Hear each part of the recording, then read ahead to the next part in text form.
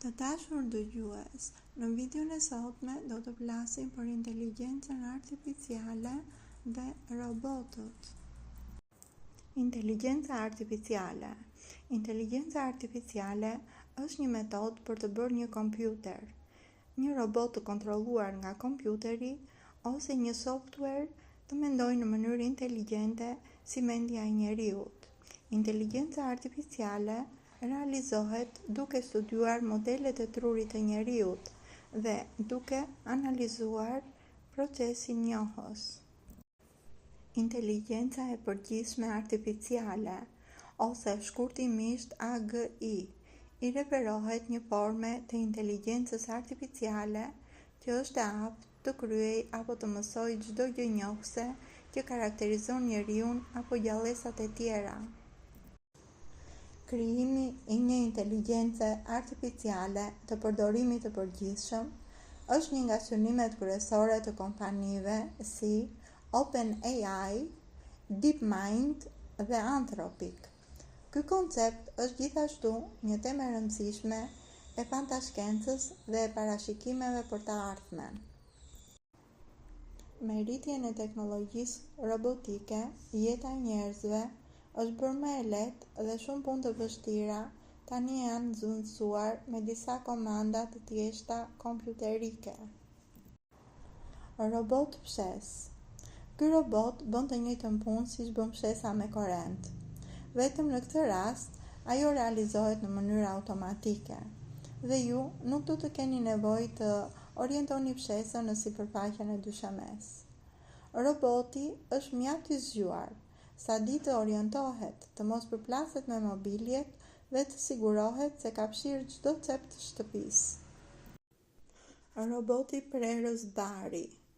Roboti ka të instaluar sensor ndjesor që e lajmërojnë për pengesat dhe një lloj si roboti që përshkruan më lart, di të orientohet mjaft mirë në hapësirën e gjelbërt të kopshtit duke prerë në mënyrë standarde barin, sipas disa opsioneve që i vendosni vetë ju. Boston Dynamic Spot Mini. Ky robot mund të bëjë lloje të ndryshme punësh, si për shembull të lajë pjatat dhe t'i vendosë në vendin e duhur, të fshijë, të pastrojë dhe të sistemojë gjërat. Ai mund të ngjisë dhe zbresë madje edhe shkallët dhe të orientohet në shtëpi si një qenie inteligjente. Roboti mbledhës i mbeturinave mund të rendit mbi 500 lloje plerash në pak sekonda. Zhvillimet e robotëve janë gjithashtu të mirëpritur në fushat si bujqësia dhe transporti dhe në përgjithësi ku mund të lehtësojnë jetën e njerëzve. Roboti ndihmon në shëndetësi, shkencë dhe eksplorime. Nga ana tjetër, njerëzit duken mjaft në favor të rritjes së përdorimit të robotëve në sektorët ku tashmë janë të vendosur. Për shembull, në sektorët industrial dhe digjital, si dhe në kërkimin shëndetësor, veçanërisht për studimin e virusëve dhe ADN-s. Ideja e robotëve që shërbejnë në vendet e punës është që njerëzit të lehtësohen nga puna e lodhshme dhe detyrat konsumuese, që ndonjëherë mund të jenë të rrezikshme për shëndetin, si për shembull mbajtja e ngarkesave të rënda.